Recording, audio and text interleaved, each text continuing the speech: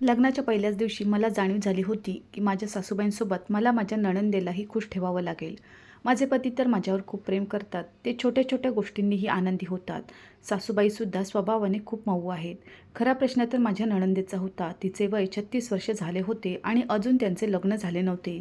याच कारणामुळे त्या नेहमी चिडचिड करायच्या. माझे पती त्यांच्याशी नेहमीच दबून असायचे. त्या काहीही बोलल्या तरी ते कधीच उलट उत्तर द्यायचे नाहीत. एक दिवस तर हद्दच झाली. राहुल माझ्यासाठी हिरव्या रंगाच्या बांगड्या घेऊन आले होते. मी आनंदाने त्या हातात भरल्या. जेव्हा मी घरचे काम करायचे तेव्हा बांगड्यांचा किणकिणाट संपूर्ण घरात गुंजायचा. बांगड्यांचा तो आवाज ऐकून माझी नणंद रागाने फणफणत आपल्या खोलीतून बाहेर आली आणि माझ्यावर ओरडत म्हणाली, "तू या बांगड्या मला जळवण्यासाठी घातल्या आहेसच ना? कारण तुझे लग्न वयाच्या 18व्या वर्षी झाले आणि मी 36 वर्षाची होत आले तरी अजून आपल्या आईवडिलांच्या घरात बसून आहे." माझी नणंद मोनिकाचे हे रूप पाहून मी खूप घाबरले होते. मी म्हणाले, "नाही दीदी, असं काही नाही. राहुलने मला या बांगड्या आणून दिल्या म्हणून मी त्या घातल्या. देवाला ठाऊक माझ्या मनात असा कोणताही वाईट विचार आला नसेल की मी तुम्हाला चिडवण्यासाठी या बांगड्या घालेन. मी तर या बांगड्या राहुलच्या आनंदासाठी घातल्या होत्या, तुम्हाला चिडवण्यासाठी नाही." माझ्या या बोलण्याने आगीत तेल ओतण्याचे काम केले. मोनिका दीदी ढसाढसा रडू लागली. मोनिका दीदीचे रडणे ऐकून माझे पती आणि सासूबाईसुद्धा आपापल्या खोलीतून बाहेर आले. मोनिकाला एवढे रडताना पाहून मी खूप घाबरून गेले होते. सासूबाईंनी येताच आपल्या मुलीला शांत केले. तिला जवळ घेतले आणि विचारले, "बाळा, काय झाले? मला सांग, तू का रडत आहेस?"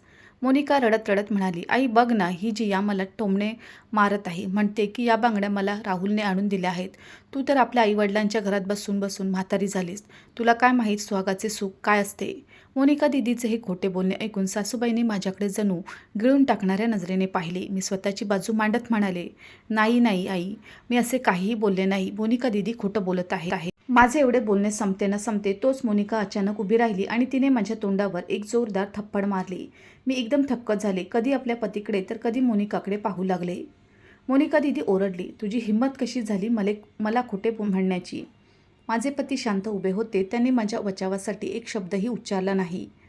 मी कमी वयाचे आणि थोडी नासमंजसही होते. मला माझ्या पतीच्या प्रेमावर खूप गर्व होता, पण तो गर्व आज क्षणात तुटून गेला होता.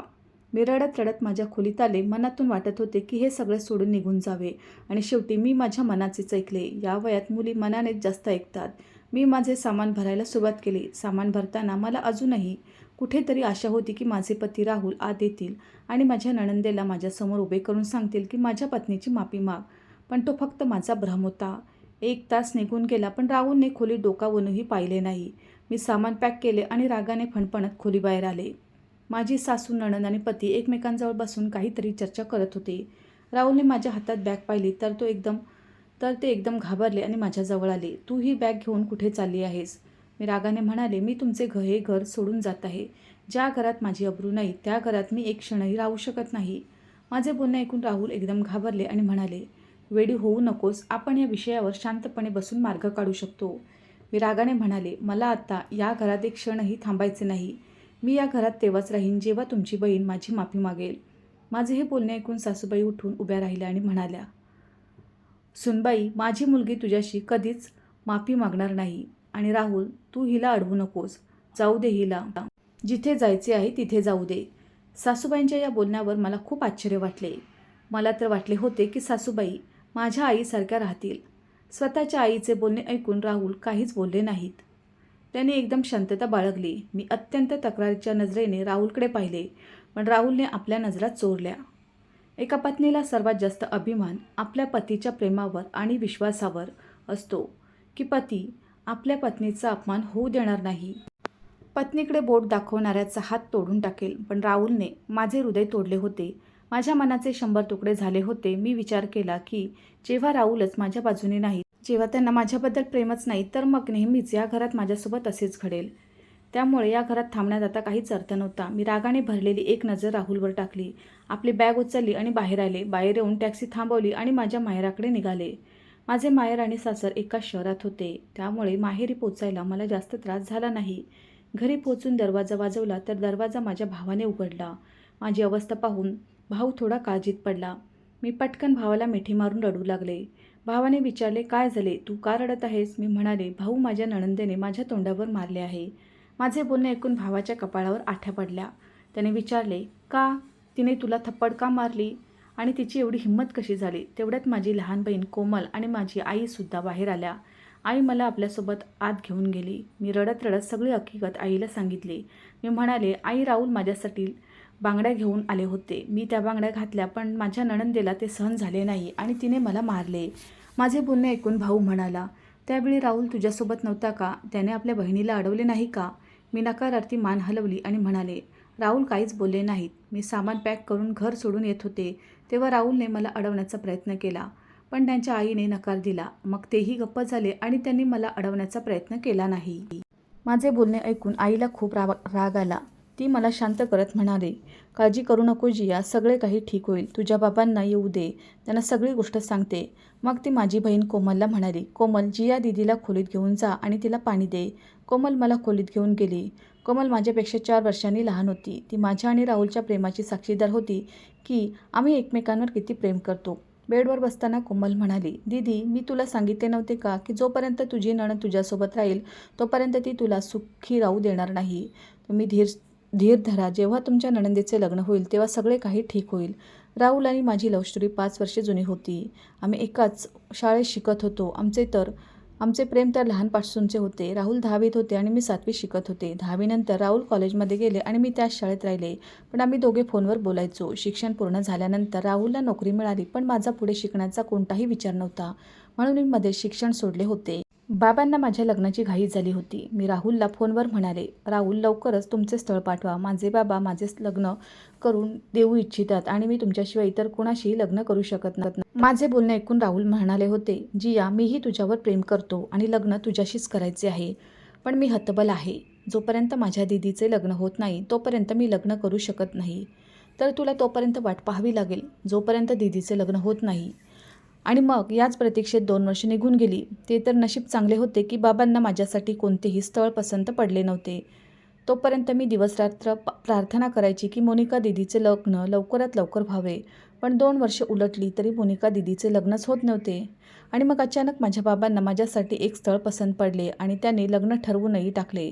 मी त्या दिवशी खूप रडले होते. जेवण खाणंही सोडले होते. बस उदास होऊन आपल्या खोलीत बसून राहायचे. राहुलसुद्धा खूप काळजीत होते, पण ते हतबल होते. माझ्या या अवस्थेपासून आई अनोळखी होती. एक दिवस ती माझ्या जवळ आली आणि म्हणाली, जिया मला सांग की शेवटी तू अशी अवस्था का करून घेतली आहेस? तुझ्या मनात काय चालले आहे? माझ्या संयमाचा बांध तुटला होता, म्हणून मी माझे मन आईसमोर मोकळे केले. मी म्हणाले, आई मी दुसऱ्या एका मुलावर प्रेम करते. मी हे लग्न करू शकत नाही. जर माझ्या आवडीच्या मुलाशी माझे लग्न झाले नाही तर मी जीव देईन. आई माझे बोलणे ऐकून घाबरली आणि म्हणाली, जिया तू हे मला आधी का सांगितले नाहीस? तू कोणतेही चुकीचे पाऊल उचलू नकोस. मी तुझ्या बाबांशी बोलते. त्यानंतर आईने बाबांशी चर्चा केली आणि कसाबसा बाबांना तयार केले. सध्या हा सगळा प्रकार माझ्या भावापासून लपवून ठेवण्यात आला होता की हे लग्न माझ्या पसंतीचे आहे. माझा भाऊ पियुष माझ्यापेक्षा मोठा होता आणि खूप कडक स्वभावाचा होता. आईबाबांनी राहुलबद्दल चौकशी केली तेव्हा त्यांनी खात्री केली की मुलगा चांगला आहे. आई बाबा तयार तर झाले होते, पण बाबा मला म्हणाले, बाळाजी या मुलगा तर आम्हाला पसंत आहे, पण एक गोष्ट आम्हाला खटकत आहे की तुझ्या नणंदेचे अजून लग्न झालेले नाही आणि तिचे लग्नाचे वयही निघून गेले आहे. तर तुझी नणंद तुला खूप त्रास देईल, प्रत्येक गोष्टीत तुझ्याशी स्पर्धा करेल. तू आमची मुलगी आहेस. कधी तुझ्यावर मोठ्या आवाजातही कोणी बोलले नाही. या लग्नाबाबत माझ्या मनात भीती आहे की माहीत नाही तू सुखी राहू शकशील की नाही. मी त्यावेळी राहुलच्या प्रेमात वेडी झाले होते. आपल्या बाबांना म्हणाले, बाबा मला हे स्थळ कोणत्याही परिस्थितीत मंजूर आहे. सुख आणि दुःख तर आयुष्याचा भाग आहे. जर माझी नणंद मला दुःख देईल तर सुख देण्यासाठी राहुल आहेत ना. आज या सगळ्या गोष्टी आठवतात माझ्या डोळ्यात अश्रू आले. मला राहुलकडून अशी अपेक्षा नव्हती. राहुलने आज माझे हृदय तोडले होते. जर राहुलने माझी बाजू घेतली असती तर लग्नाच्या अवघ्या 3 महिन्यानंतर मला असे नाराज होऊन माझ्या माहेरी यावे लागले नसते. संध्याकाळी जेव्हा बाबा घरी आले तेव्हा आईने त्यांना सगळी कहाणी ऐकवली. सगळ्या गोष्टी ऐकून बाबा खूप संतापले आणि म्हणाले, आता मी माझ्या मुलीला सासरी पाठवणार नाही. सासू सुनेची भांडणे तर ठीक होती, पण तिच्या नणंदेला काय अधिकार आहे की तिने माझ्या मुलीवर हात उचलावा. माझ्या बाबांनी मला धीर दिला की तू बिनधास्तपणे इथे राहा. आई बाबांना खात्री होती की राहुल उद्यापर्यंत धावत धावत मला नेण्यासाठी येतील. कुठेतरी मलाही वाटत होते की राहुल मला नेण्यासाठी नक्कीच येतील, पण मला नेण्यासाठी येणे तर दूरच, राहुलने एक संदेशही पाठवला नव्हता. आईबाबांच्या घरी राहून मला आता पूर्ण 1 आठवडा झाला होता. मला राहुलची खूप जास्त आठवण सतावत होती. आता माझा रागही शांत झाला होता. मन करायचे की परत आपल्या पतीकडे निघून जावे. मी राहुलच्या आठवणीत लपून लपून रडायची. एका वेळी आईने मला रडताना पाहिले. तिने मला समजावत म्हटले, "बघ जिया, मला वाटते की तू राहुलच्या प्रेमात वेडी झाली आहेस. पण एक गोष्ट कान उघडून ऐकून घे. तू स्वतःहून राहुलकडे जाणार नाहीस, जोपर्यंत राहुल तुला स्वतःहून नेण्यासाठी येत नाही. मी त्या घरात तुला पाऊलही ठेवू देणार नाही, जोपर्यंत राहुल स्वतः येत नाही आणि तुझी माफी मागत नाही.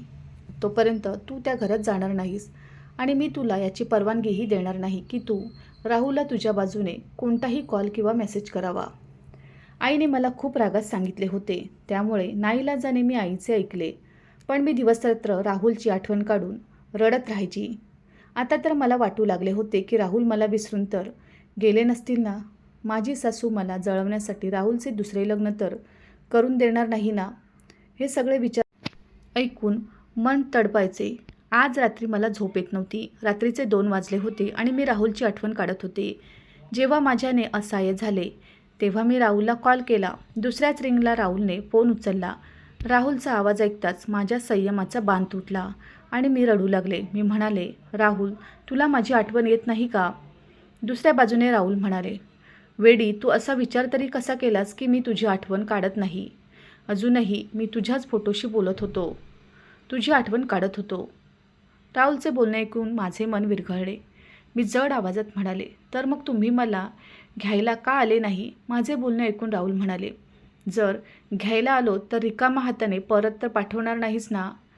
मी म्हणाले, "नाही, तुम्ही घ्यायला तर या." राहुल म्हणाले, "ठीक आहे, मग सकाळी तयार राहा, मी तुला घ्यायला येईन." मी सकाळी उठले तेव्हा खूप आनंदी होते. अंघोळ करून एक सुंदर ड्रेस घातला, हलकासा मेकअप केला. आज मी खूप सुखावली होते. आई आणि कोमल माझ्याकडे संशयाने पाहत होत्या. कोमल म्हणाली, "काय झाले दीदी? आज तर तू खूप आनंदी दिसत आहेस." मी म्हणाले, "हो, आज माहीत नाही का, पण माझे मन आतून खूप आनंदी आहे. मला वाटत आहे की काहीतरी चांगले घडणार आहे." दुपारचे 2 वाजले तसे माझी सासू, माझी नणंद आणि राहुल मला घ्यायला आले होते.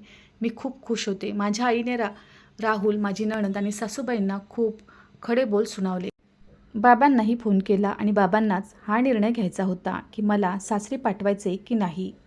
माझी नणंद मोनिका दीदीनेही हात जोडून माझी माफी मागितली होती. माझा ऊर अभिमानाने भरून आला होता.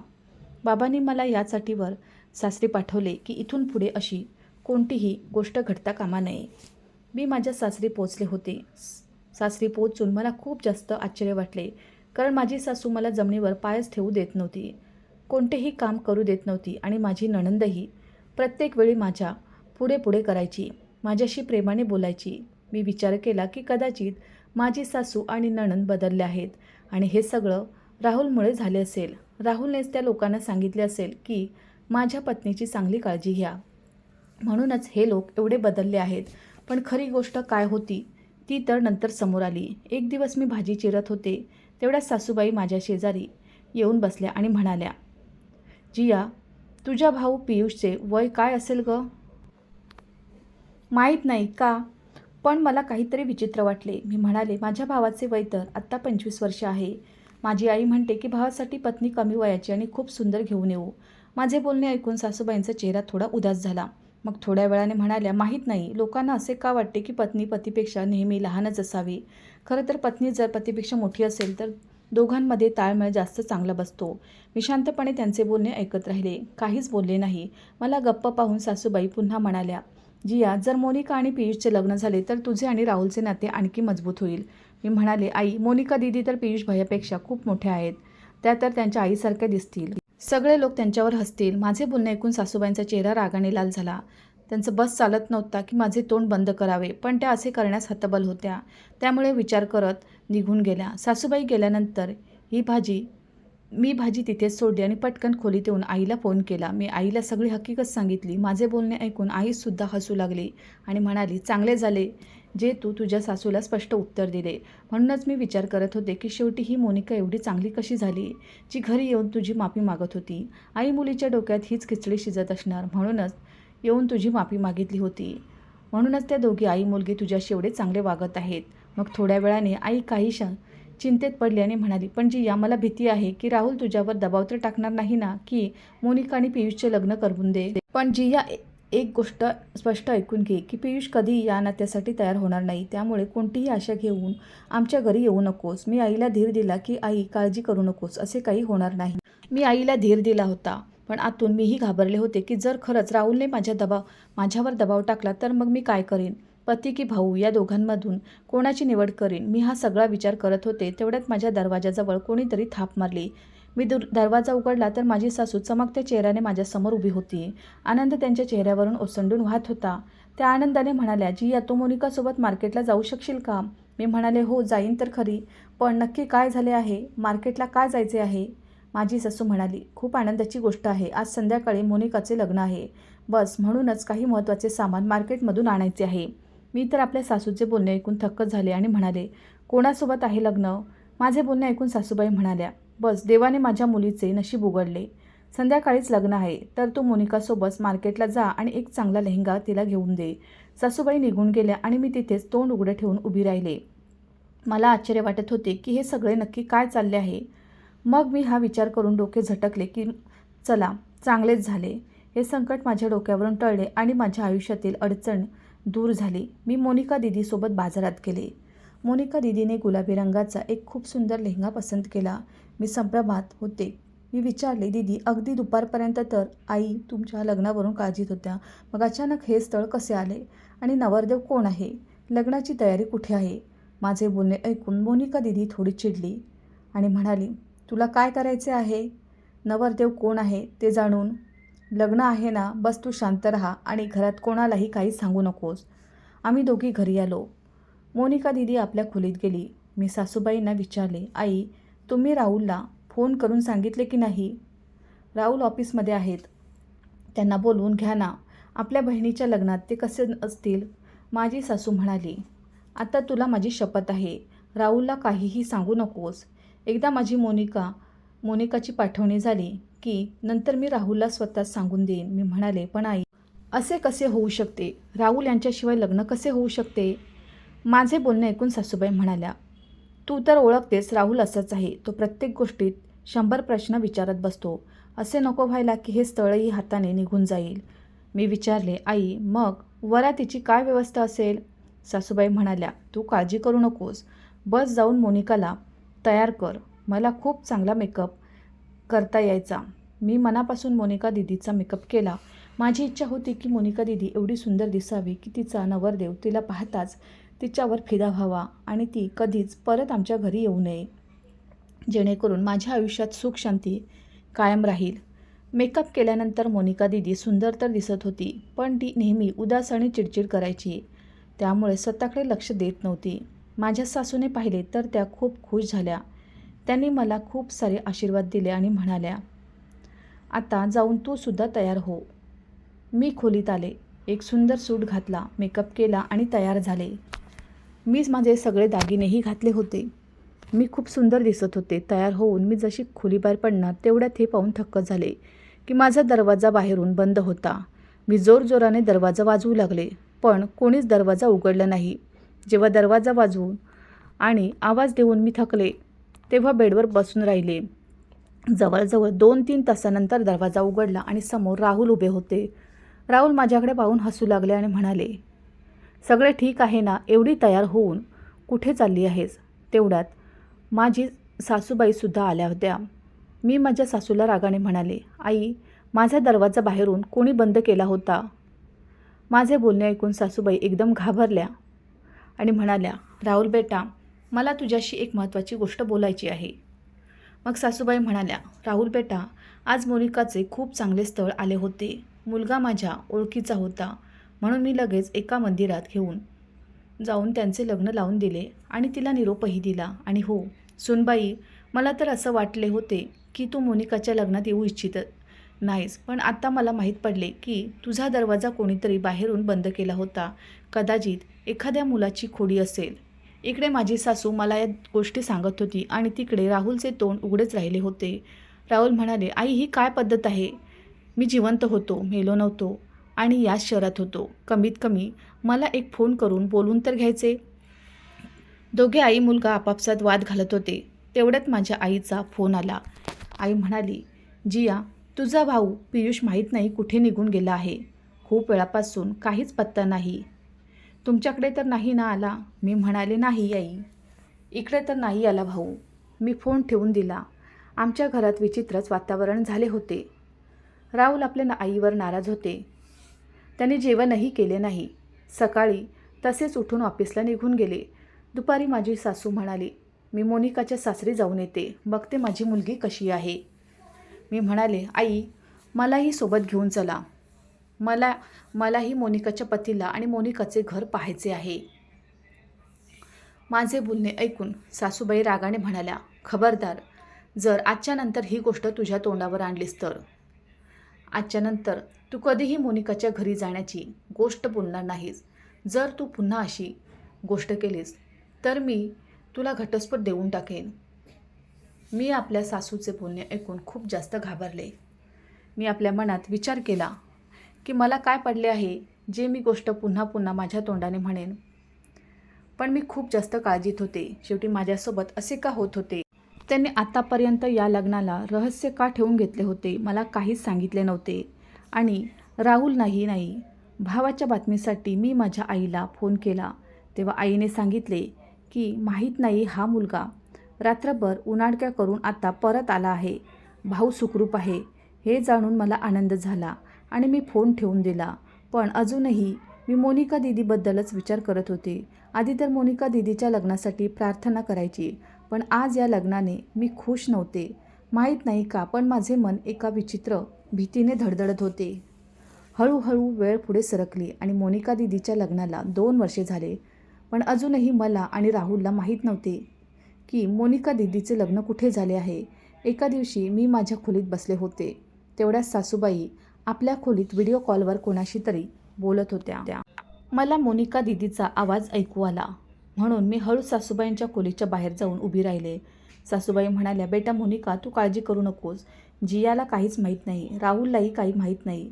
मोनिका दीदी म्हणाली, आई, जियाला कधीच माझ्या सासरी पाठवू नको, नाहीतर सगळे संपून जाईल. सासूबाई म्हणाल्या, हो बेटा, मी तिला कधीच तुझ्या घरी पाठवणार नाही.